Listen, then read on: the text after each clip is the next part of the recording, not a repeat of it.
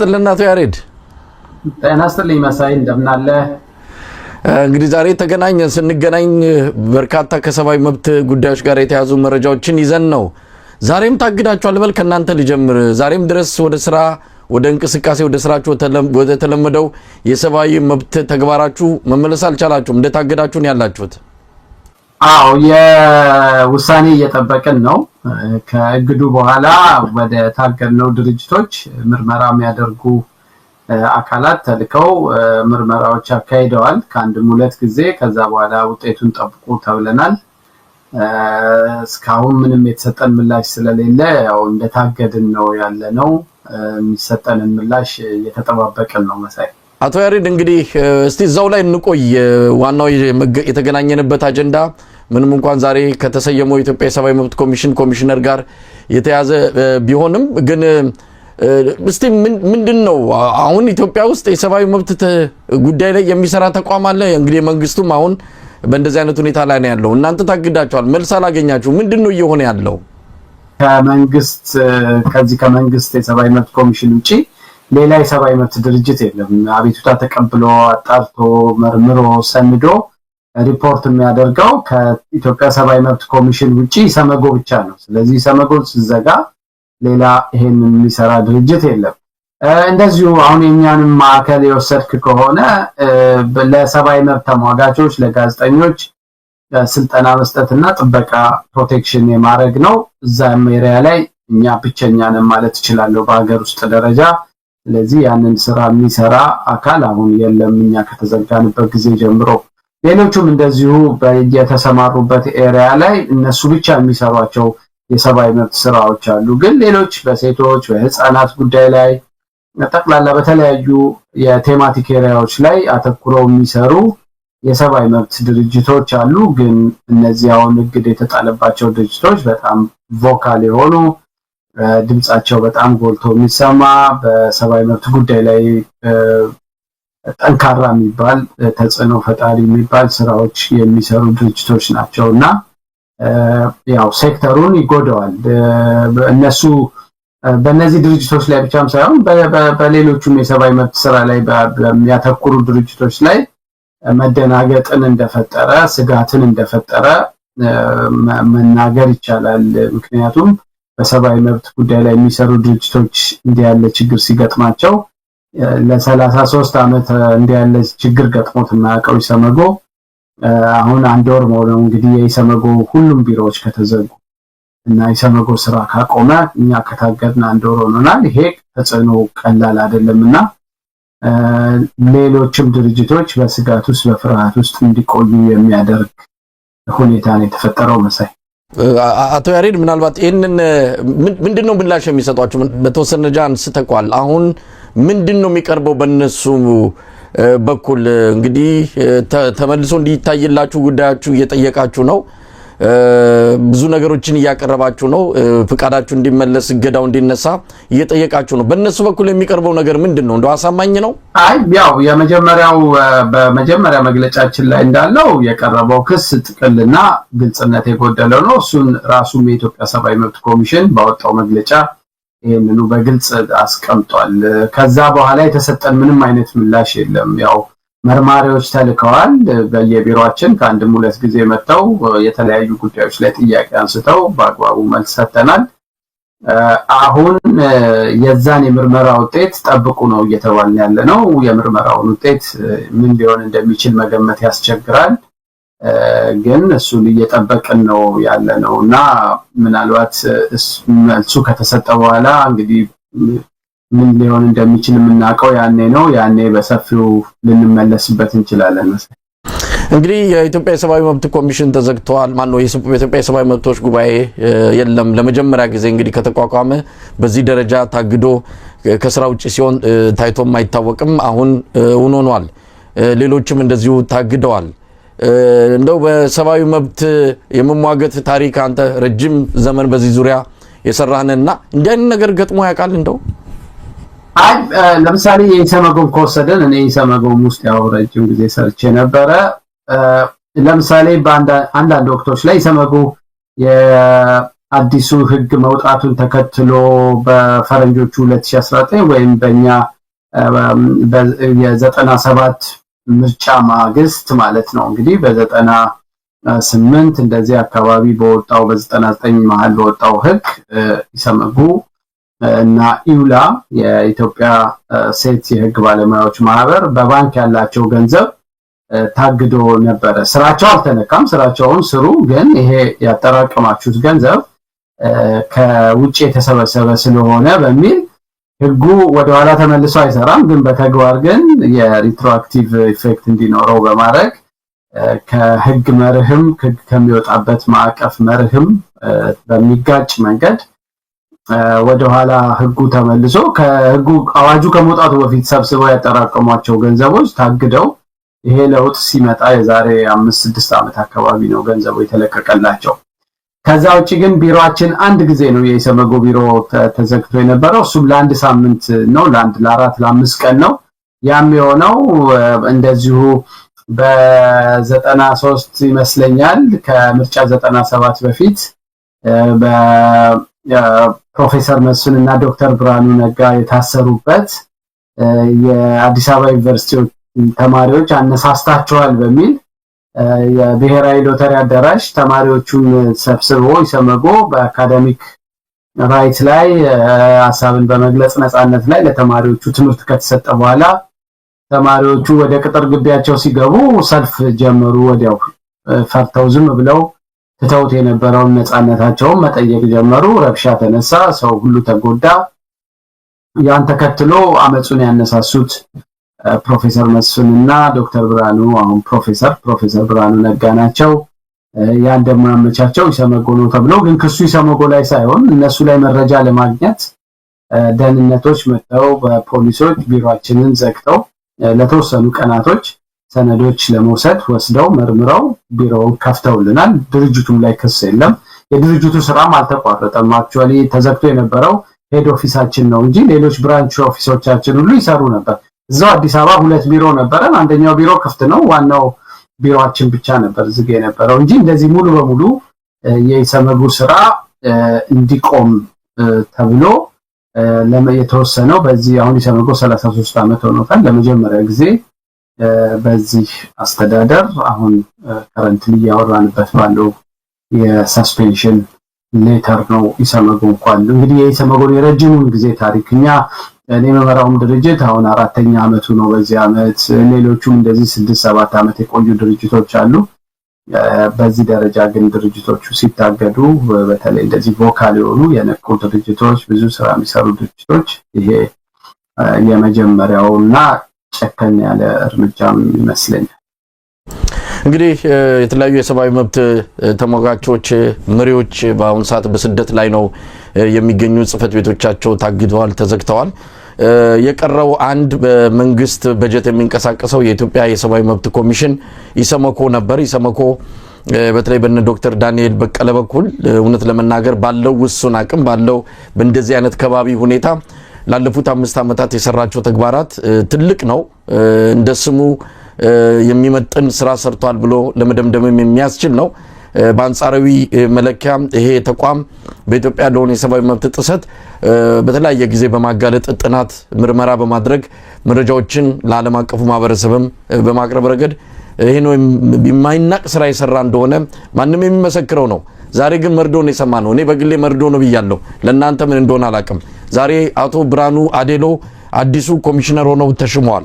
ሽግግሩን እንዴት አየኸው ያሬድ?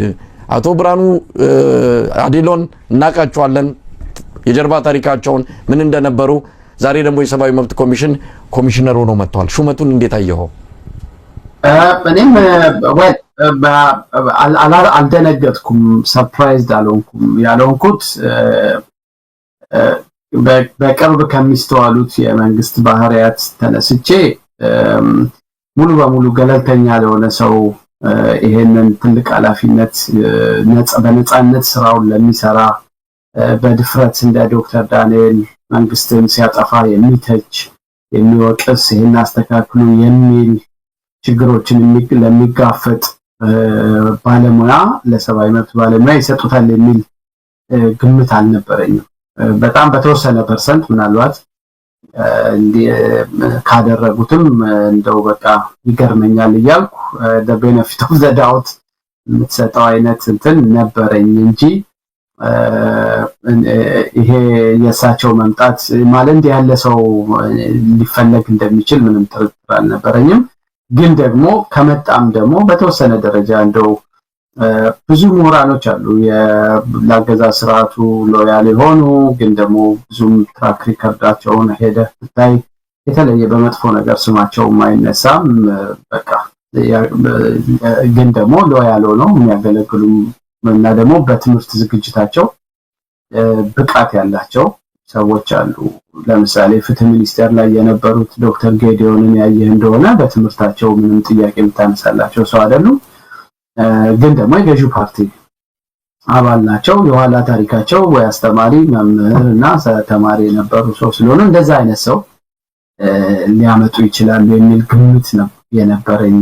እኚህ ሰው ግን አንደኛ የፓርቲ አባል ሆነው ለረጅም ጊዜ በኢህአዴግ ዘመን ሲያገለግሉ የነበሩ ከፍተኛ የካቢኔ ጉዳዮች ላይ እዛ ላይ ዋና ሰው ሆነው የነበሩ ሰው ናቸው። ከዛም ደግሞ በጠቅላይ ሚኒስትር መለስ ዘመን በራሱ በጠቅላይ ሚኒስትሩ በታዩባቸው ችግሮች ምክንያት ነው የሚለው በቀረበባቸው አቤቱታም ምንም ከዛ ቦታ ተነስተው የነበረ እንደገና ደግሞ በኋላም በጠቅላይ ሚኒስትር ኃይለማርያም ዘመንም ደግሞ እንደዚሁ የዚህ የኢንተሌክቹዋል ፕሮፐርቲ ባለቤትነትን የሚለው ድርጅት ኃላፊ ከሆኑበትም እንደዚሁ በተመሳሳይ ቅሬታ ቀርቦባቸው የተነሱና ኮንትሮቨርሺያል የሆኑ ሰው ናቸው። የፓርቲ ባክግራውንድ አላቸው፣ በዛ ላይ ኮንትሮቨርሺያል የሆነ ባክግራውንድ አላቸው።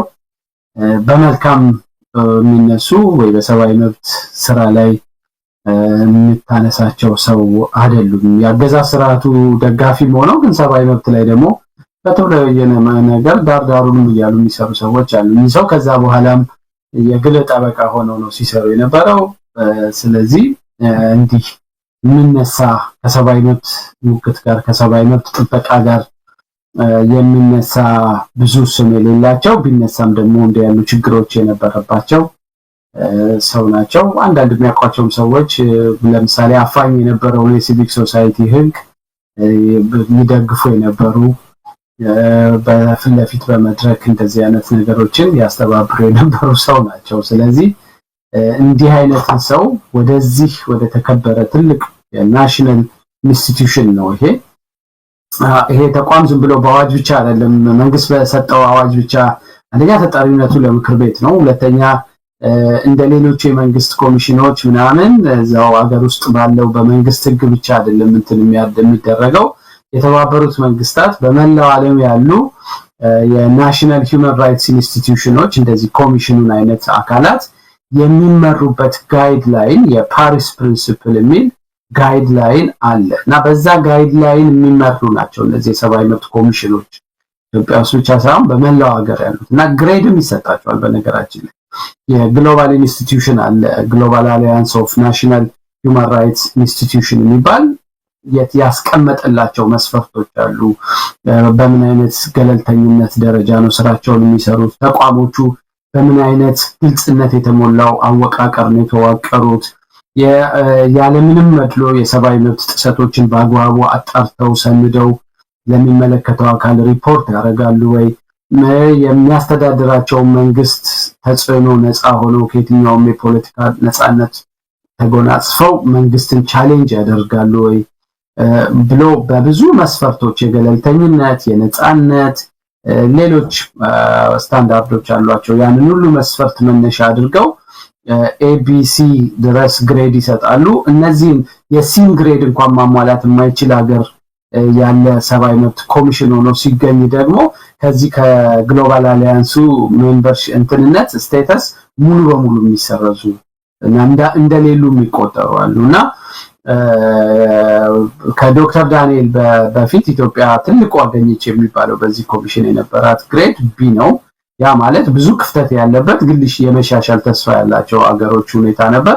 ዶክተር ዳንኤል ሲመጡ የዚህን ተቋም የመተዳደሪያ አዋጁ እንደገና ሪቫይዝ እንዲደረግ አድርገዋል። በጣም ሰፋፊ ውይይት የብዙ ሀገሮችን ተመክሮ ወስደዋል። የተለያዩ ጥሩ ልምድ አላቸው የሚባሉ ሀገሮች ባለሙያዎች ተልከው ልምድ ቀስመዋል። ኤክስፐርቶች ተሳትፈውበታል። የኮንሰልቴሽኖች ተካሂደዋል። እኔ ራሴ የተሳተፍኩባቸው ህጉን በማሻሻል ላይ ተቋሙን በማዋቀር ላይ የተጠሩ ኮሚሽኑ የጠራቸው ስብሰባዎችን ብዙዎቹን የምክክር መድረኮች ሁሉ ተሳትፌያለሁና እንደ አዲስ የመውለድ ያህል ነው። በዛ ላይ ደግሞ ያ ተቋም ዶክተር ዳንኤል በያዙት ጊዜ ቢያንስ ከ400 በላይ ሰራተኞች የነበሩትና አብዛኛው ሰራተኛ ምንም ሚና ያልነበረው አብዛኛው የፖለቲካ ተሿሚ የነበረ ስለነበር ያንን ሁሉ መዋቅር አጽድተው እንደገና በባለሙያዎች እንዲዋቀር ተደርጎ አዲስ መልክ ይዞ ይመጣና ወዲያው አመት በሞላ ጊዜ ውስጥ ደግሞ የኤ ግሬድ የተሰጠው ተቋም ነውና ይሄንን ተቋም በለንዲ አይነት አመራር መስጠት ኮንሲኩዌንሱ ምን ሊሆን እንደሚችል ማንም ሰው በቀላሉ መገመት ይችላል። መሳይ ያሬድ እንግዲህ አቶ ብርሃኑ አዴሎን በተመለከተ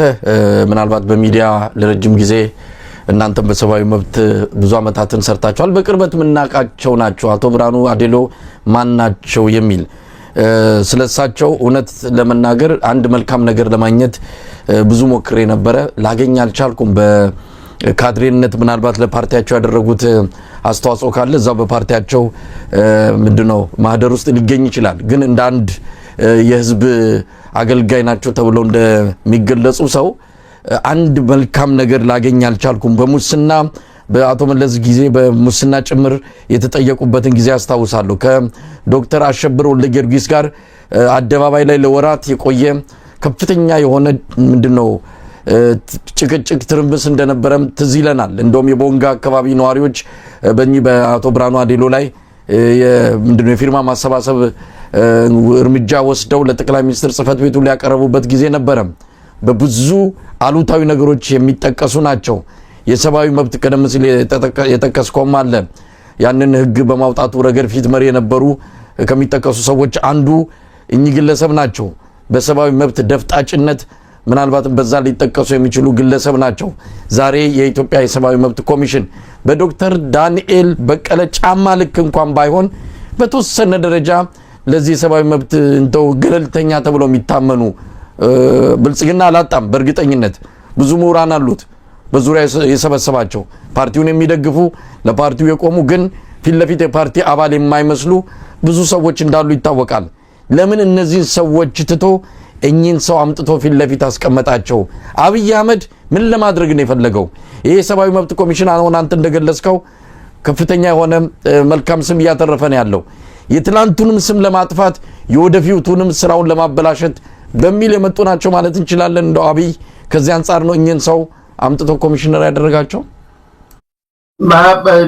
ይሄ በምን ታሰበ የሚለው ላይ መጣበታለሁ። ግን በዋናነት አንዱ እኔንም ትንሽ እንትን ያደረገኝ ነገር ኮሚሽኑ የሚገርም ዶክተር ዳንኤል ስለሚታወቁ ነው እንጂ ከዶክተር ዳንኤል ስር ደግሞ በጣም ከፍተኛ የሆነ አቅም ያላቸው የእውቀት የትምህርት ዝግጅታቸው የሥራ ተመክሯቸው በጣም ከፍተኛ ደረጃ ላይ የደረሰ ከምክትል ኮሚሽነር ወይዘሮ ራኬብ ጀምሮ ወደ ታች ያሉ ሌሎች ኮሚሽነሮች ፕሮፋይላቸውን ብታይ ይገርማል። በጣም የሰፊ ልምድ ያላቸው ብዙ አመት በሰብአዊ መብት ላይ የሰሩ ሲያስተምሩ የኖሩ በሰብአዊ መብት ትምህርት የላቀ ደረጃ ላይ የደረሱ ሰዎች አሉ እና በደንብ ፒኤችዲያቸውን ከህግ ትምህርት ጀምሮ ፒኤችዲያቸውን በሰብአዊ መብት ላይ ሁሉ ሰርተው እዛው ደግሞ ተቋም ውስጥ ተቋሙን አብረው ከነ ዶክተር ዳንኤል ጋር በመገንባትም መዋቅሩን በመዘርጋት ስራውን አቅጣጫ በማስያዝ ብዙ የደከሙ የለፉ ብዙ ምሁራኖችን የያዘ ቤት ነው አሁን ያለው ኒማኮ የሰብአዊ መብት ኮሚሽን። በቅርብ አብሬያቸው በብዙ ስራዎች እንገናኛለን። ብዙዎቹን አውቃቸዋለሁ ፐርሰናሊ እና ሌላው ቢቀር እዛ ውስጥ በጣም ስማርት በቃ ምርጥ ጭንቅላት ስብስብ ያለበት ቤት ነው። ያንን ደግሞ ያደረጉት ዶክተር ዳንኤል እና አብሯቸው ያለው አመራሩ ነው። የተፈጠረው ነፃነት ነው የተፈጠረው ለመስራት የአገሪቷን የሰብአዊ መብት ሁኔታ ለመለወጥ የነበረ ጉጉት ነው ይሄንን ያመጣው። ስለዚህ ያንን ማስቀጠል ለሚፈልግ አካል ከዛው ከኮሚሽን ውስጥ ራሱ ሰዎች መመልመል ይቻላል። ማአት ሰው መመልመል ይችላል አሉ አቅሙ ምን ያላቸው ድርጅቱን የሚያውቁ ግን አልተፈለገም። ኮሚሽነር ራኬብም አንዱ አጩ እንደሆኑ ገምታለሁና ለምን የጮቹ በጩነት የቀረቡት ሰዎች እነማን እንደሆኑ ከብዙ ተወዳዳሪዎች 5 ሰው አጣርተናል ምናምን ብለው ቁጥር ነው የተናገሩት። ግን የግልጽነት ቢኖር ኖሮ በመንግስት በኩል በምክር ቤቱ በኩል ግልጽነት ቢኖር ኖሮ እነዚህን ሰዎች አድርገን አስቀምጠናል። ከነዚህ ሰዎች ውስጥ እነዚህን በዚህ ግሬድ እነዚህ ይሄን ነጥብ አግኝተው በድምጽ ምርጫም በምንም ብቻ የምርጫ ፕሮሰሱ ይሄን ይመስል ነበረ እና አቶ ብርሃኑ ከሌሎቹ እጩዎች በዚህኛው ኳሊቲያቸው የተሻሉ ሆነው ስላገኘናቸው በዚህ ያህል የግሬድ ነጥብ አልፈዋል ተብሎ ግልጽነት የተሞላው አይነት ሹመት ይደረግ ነበር። ግን የዛ አይነት ሁኔታ እንደሌለም የሚያሳይ የምክር ቤቱ አፈ ጉባኤ እጩን ያቀረቡበት ሁኔታ ራሱ በጣም የተፈለፈነ አንድ የተፈለገው አቺቭ ማድረግ የተፈለገው የፖለቲካ ግብ እንዳለ ነው የሚያሳየው። ሁለተኛው ወደ ዋናው ጥያቄ ስመጣ ምንድነው የተፈለገው የሚለው እሱ ከወራቶች በፊት ጠቅላይ ሚኒስትሩ ግልጽ አድርገው ነግረውናል ምን እንደሚፈልግ። እዛው ለምክር ቤቱ ሪፖርት ሊያደርጉ መጥተው የሰብአዊ መብት ድርጅቶችን በጥቅሉ ሲናገሩ እዛው ኮሚሽኑንም እያሰቡ እንደተናገሩ ነው በወቅቱም የተረዳ ነው። አሁንም የሆነው እሱ ነው። እኛም አንከፍላቸው የውጭ ድርጅቶች የውጭ አካላት የሚከፍሏቸው ለኛ ሪፖርት ማያረጉ ለዓለም ለቀረው ዓለም ሪፖርት የሚያደርጉ እኛም ማናዛቸው ማንቆጣጠራቸው የሰብአዊ መብት ድርጅቶች ሊኖሩ አይገባም ከዚህ በኋላ የሚል እና እንደውም ለምክር ቤቱ ግልጽ የሆነ አዲስ የሰብአዊ መብት ድርጅቶችን የሚቆጣጠር ህግ ያስፈልጋል። አሁን ያለው ህግ ልቅ ነፃነት ሰጥቷቸዋል፣ ከቁጥጥራችን እንዲወጡ አድርጓል። ስለዚህ እኛ በደንብ ኮንትሮል ልናደርግ የምንችልበት አቅም የሚሰጠን ህግ ያስፈልጋል ብለዋል። ስለዚህ እኔ የዛሬው ሹመት ከዛ ንግግራቸው ጋር የተያያዘ ነው። ያ ንግግራቸው ደግሞ ዝም ብሎ ድንገት የተነገረ ነገር ሳይሆን በመንግስት ጀርባ ቁጭ ብለው ተነጋግረው የፖሊሲ ከሰብአዊ መብት አንፃር ከዲሞክራሲ አንፃር ከህግ የበላይነት አንፃር በአገዛዝ ስርዓቱ የፖሊሲ ሽፍት እንዳደረገ እና የዛ የፖሊሲ ነጸብራቅን በዛ ንግግራቸው እንዳስተዋወቁንና ንግግራቸውን ተከትሎ ደግሞ የተወሰዱት እርምጃዎች የተወሰኑ ሰብአዊ መብት ድርጅቶች ላይ ትኩረት ያደረጉ እገዳዎች፣ የሰብአዊ መብት ድርጅት መሪዎችን ማሳደድ፣ አሁን ደግሞ በኮሚሽኑ ላይ እንዲህ አይነት እኔ እንደ ጥቃት ነው የምወስደው በኮሚሽኑ ላይ እንዲህ ያለ ጥቃት መሰንዘር አሳሳቢ ነው የሚሆነው። ምክንያቱም እሳቸው በሚሉት እሳቸው ሙሉ በሙሉ የሚቆጣጠሩት አይነት ኮሚሽን ከሆነ የፈለጉት እና ለዛ ዓላማ ከሆነኝን ሰው ያመጧቸው እነዚህ አሁን በኮሚሽን ውስጥ ያሉት ባለሙያዎች የስራ ነፃነታቸውን ያጣሉ። የለመዱት ኮሚሽኑ ያዳበረው በዚህ 5 ዓመት ያዳበረው የስራ ጥራትም የገለልተኝነትም የፕሮፌሽናል ዲሲፕሊን እና ኤቲክሱ አደጋ ውስጥ ይወድቃል ማለት ነው። ያ ደግሞ የነሱንም ካሪየር ኢንዲቪጁዋሊም አፌክት ስለሚያደርገው እነዚህ ባለሙያዎች ምን ያህል ከኮሚሽኑ ጋር አብረው ይቆያሉ የሚለው ሌላው አሳሳቢ ነገር ነውና እንደገና ኮሚሽኑ ድሮ የነበሩት ኮሚሽነሮች በጀርባቸው ማአት ካድሬ ማአት የፖለቲካ ተሿሚ ምንም ስራ የሌላቸው ሪፖርት የሚያድበሰብሱ ምንም ይሉ ግን እንደዚህ ዲግሪያቸው ምናምን ይዘው የመንግስትን ስራ የሚሰሩ ብዙ ሰዎችን ሰክስጎ የያዘ ነበርና ያንን አጽድቶ ነው በባለሙያዎች ተዋቅሮ የወጣ የነበረው። እንግዲህ እንደገና ግብአተ የተለመደው ነፃነቱ ምን ሁሉ የተቋም የኢንዲፔንደንት ተቋም ግብአተ በተመሬት አይነት ሂደቱ የሚጀምር አይነት ምልክትና ሌላ ልክ በየቦታው እንዳሉ ገለልተኛ መሆን እየተገባቸው በገለልተኛ ባልሆኑ ሰዎች በፓርቲ አባልነት ከፍተኛ አፊሊዬሽን ባላቸው ሰዎች ወደሚመሩ ተቋምነት በአጭር ጊዜ ውስጥ ሊቀይረው ይችል ይሆናል የሚል በጣም ከፍተኛ ስጋት ነው እንደ ባለሙያም የፈጠረብኝና ያሳዝናል። ወደ ኋላ ነው እየተመለስን ያለነው። ከዚህ በፊት አምባሳደር ፍስሐ ናቸው። አምባሳደር ማን ናቸው? ስሜነህ እንደዚህ የድሮ ኮሚሽነር፣ ከሳቸው በኋላ ደግሞ ዶክተር አዲሱ የህወሓት ስራ አስፈጻሚ ውስጥ የነበረው ሰው ይመሩት የነበረው ኮሚሽን ኢትዮጵያ ውስጥ ሰው እየተደበደበ ሰው እየታሰረ ጄኔቫ መጥተው እኛ ሰው ተደብድቧል፣ ቶርቸር ተፈጽሟል፣ ሰዎች ንጹሃን ዜጎች ተገለዋል፣ ማስ አሬስት አለ እያልን ሪፖርት ስናደርግ ለዩኤን እነዛ ኮሚሽነሮች ደግሞ ውሸት ነው፣ ኢትዮጵያ ውስጥ ሰው አይገረፍም፣ ሰው አይደበደብም፣ ሰው ከህግ አግባብ ውጪ አይታሰርም እያሉ ለዓለም ይመሰክሩ የነበሩ ሰዎች ናቸው። እነዛ ሰዎች ከለቀቁ በኋላ ለውጡ ሲመጣ አሁኑ ጠቅላይ ሚኒስትር በአደባባይ በምክር ቤት ወጥተው ወንጀለኞቹ እኛ ነበርን፣ ሰው ደብድበናል፣ የሽብር ተግባራት ጋዜጠኞችን ምኖችን አሰቃይተናል ብለው እነዛ ኮሚሽነሮች ዲፌንድ ሲያደርጉት የነበረውን ነገር ነው ጠቅላይ ሚኒስትሩ እንደገና የሰልፍ ኢንክሪሚኔሽን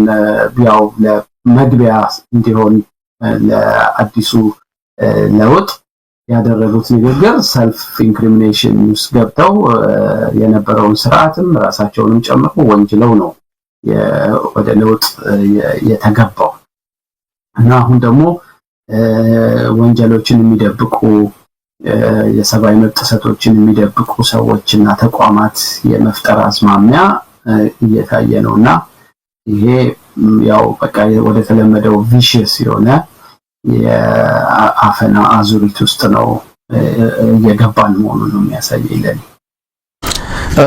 አቶ ያሬድ እንግዲህ አቶ ብርሃኑ አዴሎ የፓርቲ አባል ስላለመሆናቸው እስካሁን የሰማነው ነገር የለም። እንግዲህ ኢህአዴግ አባላት በሙሉ በውርስ ወደ ብልጽግና የገቡ በመሆናቸው እኚህም አቶ ብርሃኑ አዴሎ የብልጽግና አባል ናቸው ብለን መውሰድ እንችላለን። እንግዲህ ወጥተው አባል አይደሉም የሚል መግለጫ እስካልተሰጠን ድረስ አባል እንኳን ባይሆኑ የፓርቲ ደጋፊነት፣ ምክንያቱም እናት ድርጅቱ ነው ኢህአዴግ፣ ብልጽግና የኢህአዴግ ልጅ ነው። ስለዚህ በዚህም ተባለ በዚያ ከፓርቲ ጋር ከፍተኛ ቁርኝት ያላቸው ሰው ስለመሆናቸው ምንም ጥርጥር የለም። ይሄ ቦታ ላይ ምን አይነት ሰው ነው የሚመደበው ቢለውን ቀደም ሲል አንተም ባስቀመጥከው በተለያየ መስፈርትም እዚህ ቦታ ላይ የሚቀመጥ ሰው ይታወቃል። ቢያንስ የፓርቲ ሰው አለመሆኑ ዋናው መስፈርት እንደሆነ ይታወቃል። ለማንኛውም አቶ ብርሃኑ አዴሎ የብልጽግና ሰው ናቸው ብለን እንድንደመድም የማያደርገን ነገር የለምና ያንን ነው የምንቀበለው። ከዚህ በተጨማሪ እዚህ ቦታ ላይ የሚመደብ ሰው በስብናው ቢያንስ የተሻለ ሰው መሆን ይገባዋል። በማንነቱ በሰብአዊ መብት አያያዙ በትራክ ሪከርዱ ባለፈ ታሪኩ ምን አይነት ሰው ነበር የሚለው በጣም ወሳኝነት አለው። ከሰብአዊ መብት ጥሰት ጋር እጅና ጓንት የሆነ ሰው ለሰብአዊ መብት ኮሚሽነር ሲታጭ ምን እንደተፈለገ በግልጽ የሚታወቅ ነገር ነው። ቀደም ሲል የጠቀስካቸው የቀድሞ የሰብአዊ መብት ኮሚሽን ኮሚሽነሮች አሉ። እነ ዶክተር አዲሱ ገብረ እግዚአብሔር እናስታውሳለን። የኢህአዴግ ጠበቃ ሆኖ ነው በየቦታው ሪፖርትም ሲያቀርቡ የምናያቸው። ምንም አይነት ይሉኝታ እንኳን የላቸውም። ስለ ሰብአዊ መብት ኮሚሽንነት ምንም አይነት ቦታ የሌላቸው ዋና የመንግስትን ገጽታ የመሸፈን ሚና ለራሳቸው ለብሰው ሲጫወቱ የነበረበት ታሪክን በቅርብ የምናስታውሰው ነው። ስለዚህ የሰብአዊ መብት ኮሚሽን ወደ ነበረበት ተመለሰ። ባክቱ ስኩዌር ዜሮ ነው የሚባለው። ወደ ኋላ ተመልሶ ወደ ነበረበት ቦታ ተቀምጧል። እኔ እንደውም ዛሬ ይህንን አስመልክቼ የሰማሁትን ለመግለጽ በማህበራዊ ሚዲያ ላይ ያሰፈርኳት አንዲት ቃል አለች። የኢትዮጵያ የሰብአዊ መብት ኮሚሽን ተገንዞ ተቀብሯል ነው ያልኩት። ከዚህ በኋላ ምናልባት በእኚህ ሰው እያለ ይሄ ኮሚሽን መልካም ስራ ይሰራል ብለን የምንጠብቀው ነገር የለም። ለማንኛውም ምን አይነት ኮሚሽን ሆኖ ይመጣል አቶ ያሬድ? ምን አይነት ያገዛዙን ኃጢአት የሚደብቅ የበለጠ ተባባሪ፣ የገዢዎች አፋኞች፣ የአምባገነኖች ተባባሪ የሆነ በዚህ አንጻር ዓለም አቀፉ ማህበረሰብ በዝምታ ይመለከታል እንዲህ አይነቱን ነገር? ምን እንጠብቃለን? ምን አይነት ኮሚሽን ከፊታችን እየመጣ ነው? እንግዲህ ሁለት ነገር ማሰብ ይቻላል። አንደኛው የእኚህ ሰው ፓርላማ ላይ የነበረው ንግግር እየሰማው ነበር። ለተወሰነ ለ10 ምናምን ዓመት ከፓርቲው ከስልጣናቸው ከተወገዱ በኋላ በጥብቅና ሙያ ላይ ነው የቆዩት፣ የትኛውም ሌላ አፊሊዬሽን አልነበራቸውም የሚል ነገር ካፈ ጉባኤው የሰማው መስሎኛል። ያ ምን ያህል እውነት ነው እውነት አይደለም እሱ እንደተጠበቀ ሆኖ ግን በተቻለ መጠን ሙሉ በሙሉ የዚህ የአገሪቷ ውስጥ ያለው መዋቅር እንዳለ አሁን ያኔ የኢህአዴግ የፓርቲ መዋቅር ነው ስም ቀይሮ የቀጠለው። ስለዚህ እኚህ ሰውዬ በአንድ ወይ አንተ እንዳልከው በአንድ ወይ በሌላ ምክንያት ከስልጣን ላይ ካለው መንግስት ጋር ቁርኝት አላቸው። ጓደኞቻቸው ናቸው አሁንም ስልጣን ላይ ያሉት። ምናልባትም የተመረጡትም ከዛ ጋር ባለው ቅርርባቸውና ታማኝነታቸው ሊሆን ይችላል። ስለዚህ ጠቅላይ ሚኒስትሩ ለፓርላማው ባሳሰቡት ልክ የሚሄድ ከሆነ መረጃዎችን የመደበቅ አንዳንድ የፓርላማ አባላት ካደረጉት ንግግር ካልተሳሳትኩኝ ምናልባት የኢዜማ ተወካይ ይመስሉኛል ያለፈውን ኮሚሽን በመወረፍ ኮሚሽኑ አንዳንድ የሚያወጣቸው መረጃዎች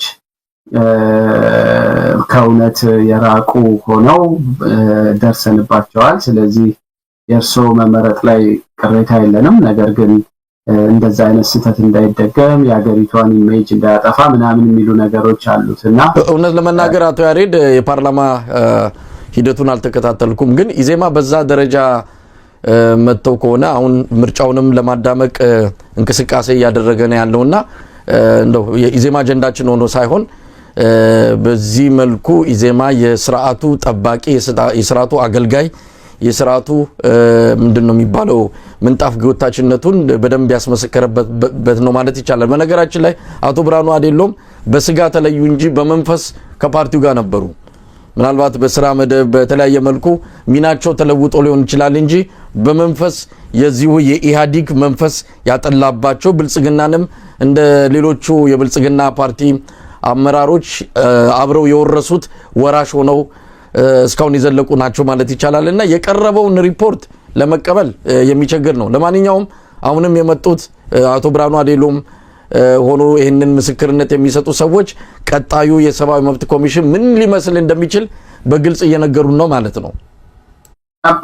ምንድነው በቃ በተቻለ እኔ አንዱ እንግዲህ እንትን ማድረገው ነገር ይሄ የብሔራዊ ጥቅም የሀገር ሉዓላዊነት የመንግስት ገበና ምናምን የሚባሉ ነገሮች ሁሌ ገለልተኛ ያልሆነ ሰው ሲመጣ ፕራዮሪቲው ለዛ ሰው ገበና መሸፈን ይሆናል። ከዚህ በፊት የነበሩት ኮሚሽነሮች ያደርጉት የነበረው ነገር ነው። አፊሊዬሽን ሲኖርህ የመንግስት አንድ ከባድ የሚባል የሰብአዊ መብት ጥሰት ሲፈጸም ኮሚሽኑ ለፓርላማውም ያቀርባል፣ ግን ለህዝብም ይፋ ያደርጋል፣ ለዓለም አቀፍ ማህበረሰቡም ጉዳዩን ይፋ ያደርግና መንግስት የተሰጡትን ምክር ሀሳቦች እንዲወስድ ጫና የሚያደርገው በዚህ በፓብሊክ አድቮኬሲ ስራ ነው። ስለዚህ አንዱ እንግዲህ እንዲህ ያሉ ሪፖርቶች ለህዝብ የሚወጡ ሪፖርቶች ቁጥራቸው ሲግኒፊካንትሊ ሊቀንስ ይችላል። ከኮሚሽኑ ሳይድ መቀነስ ብቻም ሳይሆን ደግሞ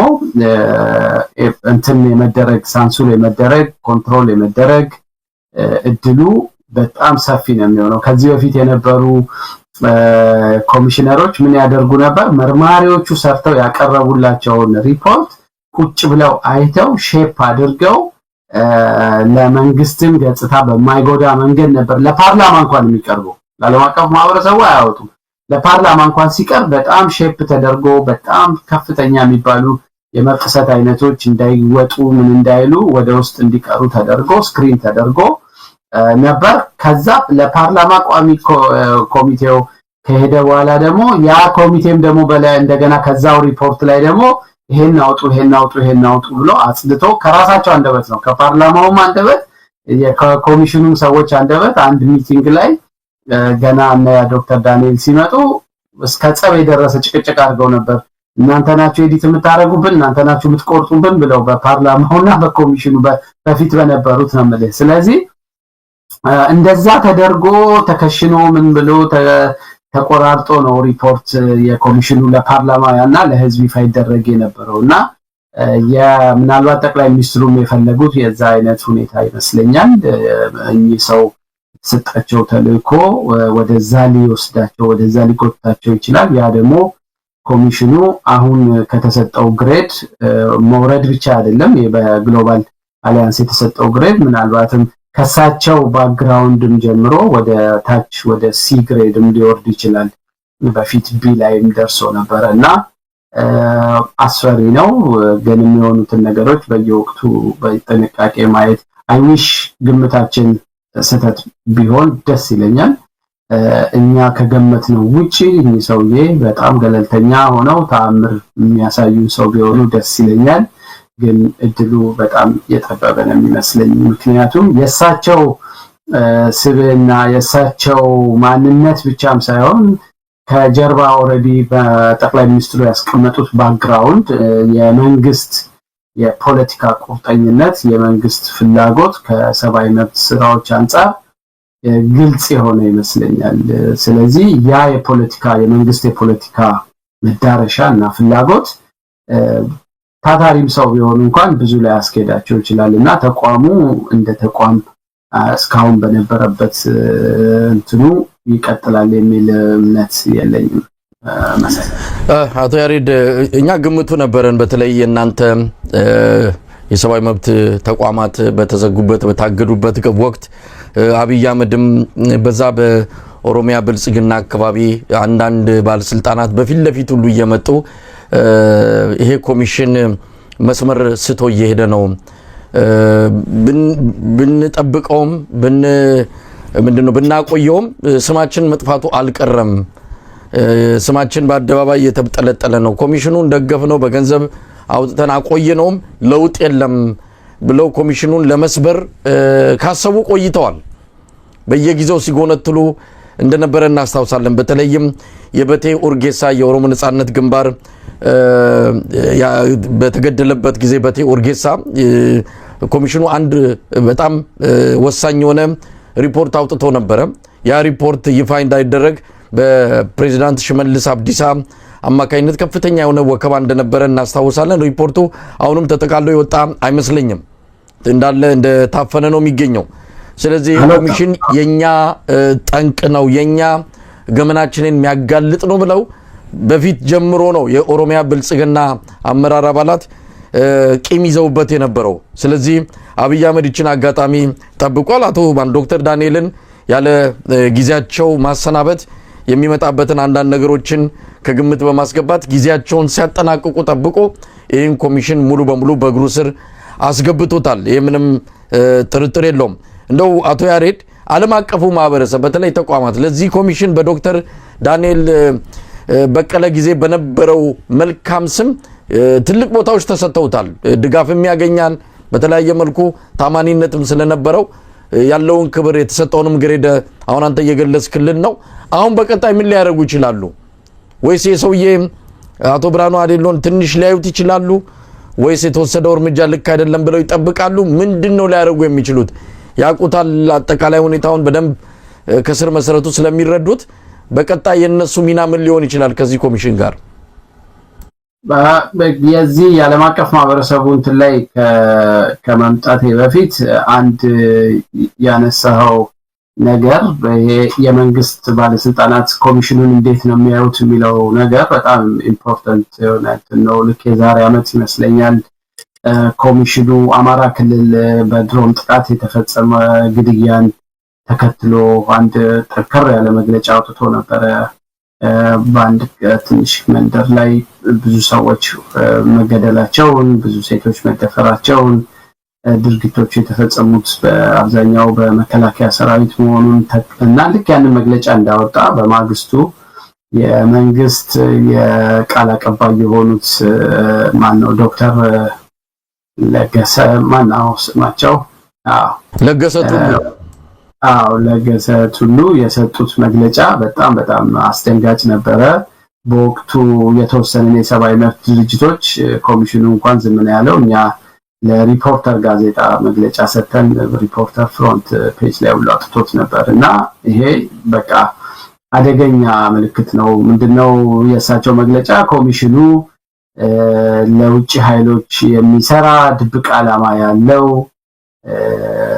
የተሳሳቱ መረጃዎችን ሪፖርት አድርጎ የሚያወጣ ምናምን የሚል በጣም ጠንከር ያለ ውረፋ ነበረ ኮሚሽኑ ላይ የተናገሩትና ቆይቶ ጠቅላይ ሚኒስትሩ ፓርላማ ከተናገሩት ነገር ጋር ለውጭ አካላት የሚሰራ ከሚለው ጋር ስታናብበው ያው የቆየ መንግስት ኮሚሽኑ ላይ ያቺ ገለልተኛ የሆነ ኮሚሽን የሚያስፈልግበት ወቅት፣ ገለልተኛ የሆነ ምርጫ ቦርድ የሚያስፈልግበት ወቅት፣ ገለልተኛ የሆነ የፍትህ ተቋማት የሚያስፈልጉበት ወቅት ነበረ። አሁን ደግሞ ያ ወቅት እንዳለፈና ልክ ይሄ የሃኒሙን አይነት እንትን አሁን ሌላ መልክ ሌላ ፌዝ ላይ እንዳለ ያየነው ከዛ ቀደም ብለን ነው ልልህ ነውና ይሄ አደጋ ሊመጣ እንደሚችል የሚያሳዩ ብዙ ምልክቶች ወደኋላ እየሄድኩ ማንሳት እችላለሁ።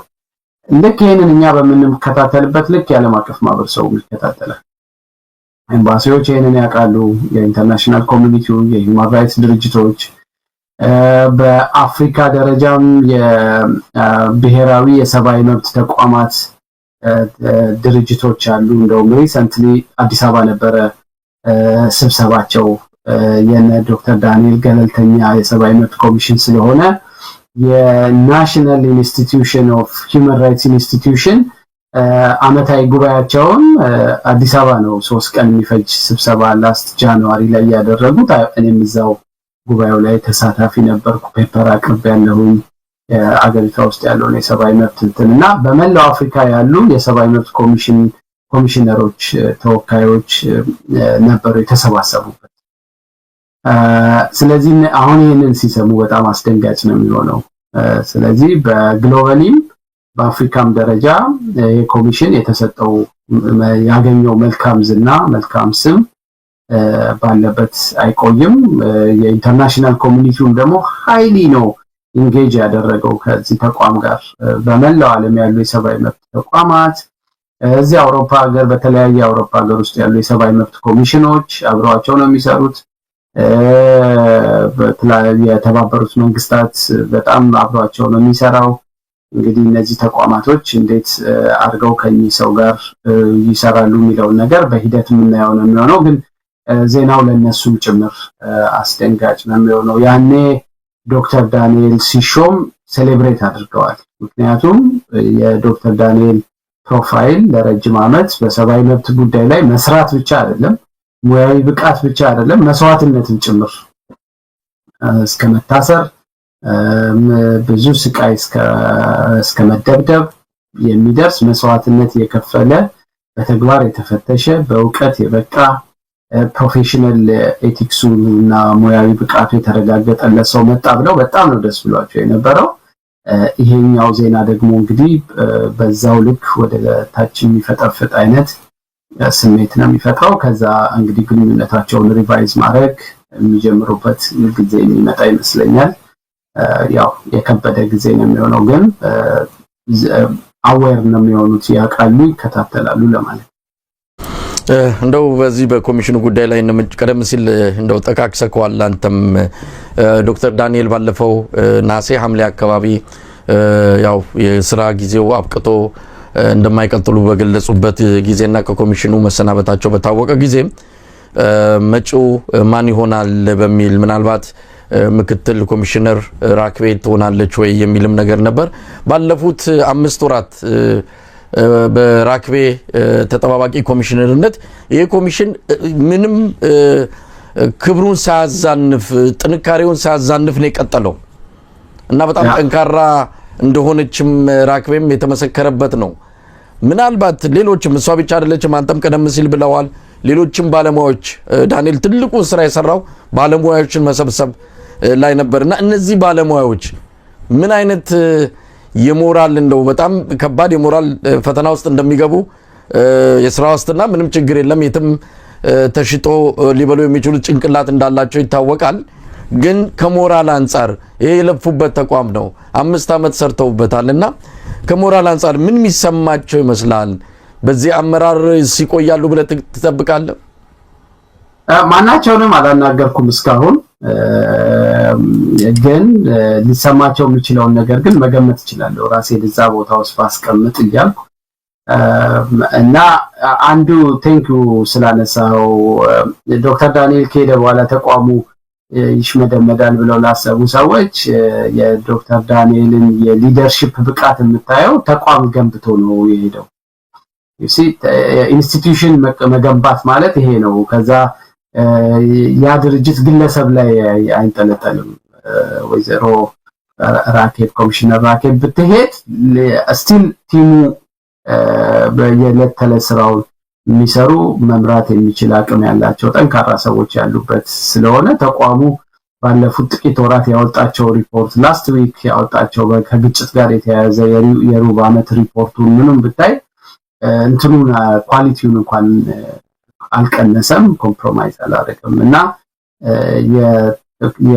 የሊደርሺፕ ኳሊቲ ጭምር የታየበት እንትን ነው ይሄ ዶክተር ዳንኤል ከሄደ በኋላ ያለው አጭር ጊዜ ይሄ ሁኔታ በምን ያህል ይቀጥላል የሚለው እንትን ይለኛል እኔ ሁሉንም ብዙዎቹን ባለሙያዎች አውቃቸዋለሁ በጣም ለሙያዊ ስነ ምግባራቸው የተገዙ ገለልተኝነትን ዋና መሳሪያቸው ያደረጉ በእውቀትና በእውቀት ብቻ በመረጃ ላይ ብቻ ተመስርተው የሚሰሩ ባለሙያዎች ናቸው ያሉትና ያንን የሙያዊ ስነ ምግባርና ዕውቀታቸውን ጥያቄ ውስጥ የሚከት ምንም አይነት የፖለቲካ መደነቃቀፍ የቢሮክራሲ መሰናክል ካለ የኔ ስጋት ተቋሙ ባጭር ጊዜ ውስጥ ባዶ ሊቀር ይችላል የሚል ፍርሃት አለኝና መንግስት ቢያንስ ምንም ሰው አስቀምጦ ግን የተቋሙን የባለሙያዎቹን ነፃነት ካከበረላቸው ከነችግሮቹ እየሰሩ መግለጫ ያወጡ አሁን ባሉበት ሁኔታ ሊቀጥሉ ይችላሉ እኚህ ሰው ተልኳቸው ግን የተቋሙን ስራዎች ትልቅ መቀስ ይዘው የፖለቲካ ሳንሱር የቆረጡ ይሄን ማውጣት ይችላልላችሁ ይሄን ማውጣት አትችሉም ይያሉ ገደብ የሚጥሉ ከሆነ ብዙዎቹ ባለሙያዎች አንተ እንዳልከው የትም ቦታ ሄደው በነፃነት ሰርተው አብዛኛዎቹ ከአካዳሚክ ወርልድስ የዩኒቨርሲቲ ፕሮፌሰሮች ምናምን የነበሩና ከየቦታው ላይ ዶክተር ዳንኤልም ሌሎችም ሰዎች እያጓቡ እየለመኑ ያመጧቸው ትላልቅ ኢንተርናሽናል ድርጅት ውስጥ የሚሰሩ ጥቅማቸውን ትተው እስቲ ቆይ ደግሞ ለሀገር አስተዋጽኦና በርክት ብለው የመጡ ሰዎች ናቸው ስማቃቸው ሰዎች በዶላር እየተከፈላቸው ቆይ እስቲ ደግሞ ትንሽ ለሀገር እንስራ ብለው እነ ዳንኤልን እናግዛቸው ይቺ ሀገር ችግር ውስጥ ነች ብለው የመጡ ሰዎች ናቸውና እንዲህ ያለውን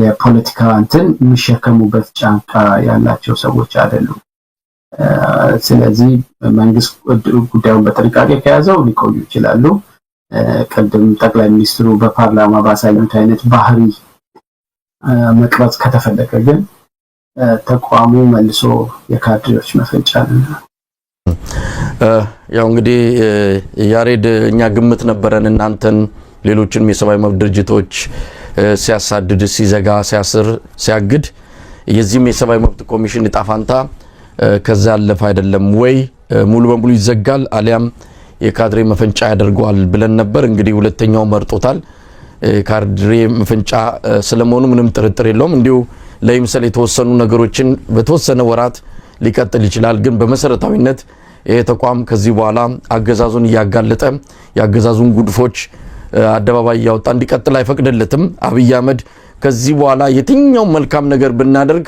ዓለም አቀፉ ማህበረሰብ አንዴ በመጥፎ ነገር ስሎናል ስለዚህ የበሰበሰ ዝናብ አይፈራም አንዴ ተጨማልቀናል በዛውን ቀጥላለን ብለው የሚቀጥሉ እንደሚሆን ነው የሚጠበቀው ያው የሰብአዊ መብት ተሟጋች ድርጅቶችን በያቅጣጫው አገዛዙን ላይ ከፍተኛ ተቃውሞ ያሰሙ ይገኛሉ ሰሞኑንም የዓለም አቀፉ የሰብአዊ መብት ተሟጋች ድርጅት አምነስቲ ኢንተርናሽናል ጠንከር ያለ መግለጫ ነው ያወጣው ዓለም አቀፉ ማህበረሰብ ጫና እንዲፈጥር ጭምር ነው የጠየቀው በተለይ በአማራ ክልል ያለው ይሄ በዘፈቀደ የሚደረግ እስርና የተለያዩ እርምጃዎችን በማውገዝ ዓለም አቀፉ ማህበረሰብ ጫና እንዲያደርግ ጠይቋል እነዚህ ነገሮች አብይ አህመድ አንደኛውን ገብተናል ጭቃ ውስጥ ነው ያለነው ስለዚህ በእናደርገው ማንኛውም ነገር ከዚህ በኋላ ተስፋ ቆርጠናል አይነትም ነገር ውስጥ ስሜት ውስጥም ስላሉ ይሄንን ኮሚሽን በነበረበት ጥንካሬ እንዲቀጥል ያደርጋሉ የሚለው በጣም እንደው የማይመስል ግምት ነው ማለት የሚቻል ይመስለኛል በግሌ።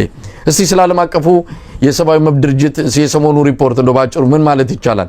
ምን የተለየ ነገር አለው? አቶ ያሬድ አምነስቲ ያው ጠንከር ያለ መግለጫ አጭር ነች፣ ግን ደግሞ መልእክቱ በጣም ስትሮንግ የሆነ መግለጫ ነው ያወጣው።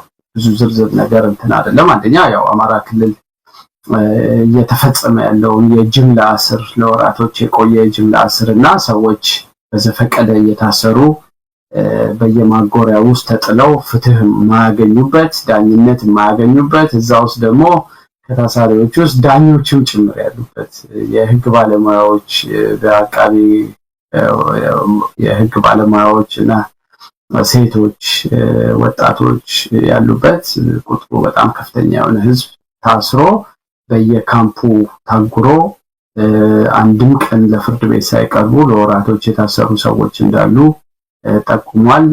እነሱ አላካተቱትም እንጂ በሌሎች ሪፖርትም እንደዚሁ በወራጌ ዞን አካባቢ ቁጥራቸው በጣም በመቶዎች የሚቆጠሩ የአማራ ብሔር ተወላጆች ግልጽ ባልሆነ ምክንያት ታስረው ለ7 ወርና ከዛ በላይ ምንም ፍርድ ቤት ምንም ሳይቀርቡ ታጉረው እየተሰቃዩ መሆኑ ይታወቃል። ስለዚህ አገሪቷ በየቦታው በሚደረጉ የጅምላ እስሮች ወደ ትልቅ እስር ቤት የተቀየረች መሆኑን ያሳያል የአምነስቲ ሪፖርት። ሁለተኛው ግን ብዙ ጊዜ እንደሚያደርገው አምነስቲ መንግስትን ብቻ አይደለም የወቀሰው፣ የዓለም አቀፍ ማህበረሰቡን የወቀሰው። ይሄ ሁሉ ውርጅብኝ በዚህ ሀገር ላይ ሲወርድ፣ ይሄ ሁሉ የሰብአዊ መብት ጥሰት ሲፈጸም፣ ይሄ ሁሉ ችግር ሲደርስ ከገባችሁት ዓለም አቀፍ ኮሚትመንት እንትን ብላችኋልና አሳፋሪ ነው የሚለው ቀጥታ በቃል ኢትዮጵያ ላይ እያሳያችሁ ያላችሁት ዝምታ ሼምፉል በሚል እንትን አሳፋሪ ነው በሚል ጠንከር ባለ ቋንቋ ነው የገለጸውና የመንግስት ችግር አለበት፣ የሀገሪቷ የሰብአዊ መብት ሁኔታ ዘግቶ ውስጥ ወድቋል። ግን ይህን እያያችሁ ደግሞ ዝም የምትሉ ዓለም አቀፍ ተቋማት የሚያሳፍር አቋም ነው ያዛችሁት ብሎ ወደ እነሱም ጭምር ነው ታርጌት ያደረገውና እንዲህ አይነት ሪፖርት ብዙም ከአምነስቲ አይቻል አቅም ብዙ ጊዜ ሪፖርት ሲያወጡ መንግስትን ይተቹና የዓለም አቀፍ ማህበረሰቡ እርምጃ ይውሰድ ምናምን የሚሉ ጥያቄዎች ነበር የሚያቀርቡት። አሁን ግን ራሱን ዓለም አቀፍ ማህበረሰቡንም ጭምር ነው ተወቃሽ ያደረጉትና ይሄ ድምጻቸው ትንሽ በዓለም አቀፍ ማህበረሰቡ ዘንድ የሚፈጥረው ጎልቶ የሚሰማ ይመስለኛል። የሚፈጥረው ንዝረት ይኖራል። የዓለም አቀፍ ማህበረሰቡ እንደገና ኢትዮጵያ ውስጥ ያለውን የሰብአዊ መብት ሁኔታ ቆም ብሎ እንዲያይ እንዲመረምር በተባበሩት መንግስታት ደረጃ እንደገና የተቋረጡ የገለልተኛ አጣሪ ኮሚሽን ጉዳዮች መልሰው ኢሹ ሆነው እንዲመጡ ምክንያት የሚሆን ይመስለኛል። ትልቅ የአድቮኬሲ ስራ የሚሰሩ ይመስለኛል የአምነስቲ ሰዎችም ሌሎችም ዓለም አቀፍ የሰብአዊ መብት ድርጅቶች አሁን ያለውን ጠቅላላ የምህዳሩን መጥባብ የብሔራዊ ሰብአዊ መብት ኮሚሽኑ እንዲህ ያለ አደጋ ውስጥ ከወደቀ ሌሎች የሰብአዊ መብት ድርጅቶች አደጋ ውስጥ ከወደቁ እና ደግሞ የሀገሪቷ የሰብአዊ መብት ሁኔታ ደግሞ ጥሰት በጣም አስከፊ በሆነ ሁኔታ በየጊዜው ደረጃውን እየጨመረ ከቀጠለ አሁን እነዚህ ዓለም አቀፍ የሰብአዊ መብት ድርጅቶች አምነስቲ፣ ሂውማን ራይትስ ዎችም ሪፖርት አውጥተዋል። ሌሎቹም ብዙ ድርጅቶች ተከታታይ ሪፖርት አውጥተዋል። የሚቀጥለው ትግላቸው በዓለም አቀፍ መድረኮች የኢትዮጵያ የፕራዮሪቲ የመጀመሪያ ርዕሳቸው ውስጥ ትገባለች። ከነ ኮንጎ እና ሌሎች የሱዳን ጉዳይ አለ። እነዚህ ሀገሮች የፓለስታይን ጉዳይ አለ። እነሱን እዛ ተርታ ውስጥ ይገባል። የኢትዮጵያ የጉዳይ ፕራዮሪቲ ይሰጡታል። ትልቅ የአድቮኬሲ ንቅናቄ የሚኖር ይመስለኛል በዚህ ዓመት። አቶ ያሬድ እንግዲህ ያጠቃለልን ነው። እንደው በቅርቡ እንጠብቅ፣ እናንተ ወደ ስራ ተመልሳችሁ ትመጣላችሁ ብለን ተስፋ እናድርግ። የሚሆን አይመስልም። ምናልባት እንደው እንደማጠቃለያም ሐሳብ ካለ እኔ ተስፋ አደርጋለሁ።